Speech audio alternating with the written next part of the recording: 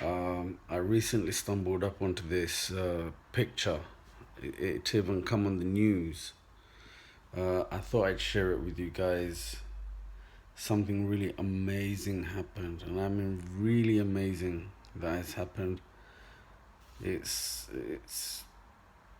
something unexplainable, something unseen. It hasn't been seen before, and I would appreciate if everybody actually respect animals and raise a voice against animal cruelties.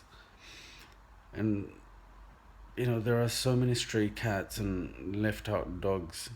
Please try and give one a home if you can.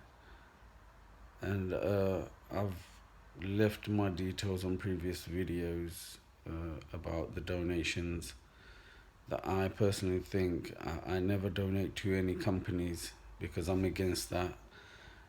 Almost all companies, they take donations and then they use most of that money on their electricity bills, on their staff, this and that, and after, if there's any small percentage left, then they give it out to the charity and stuff like that. So I personally do it myself.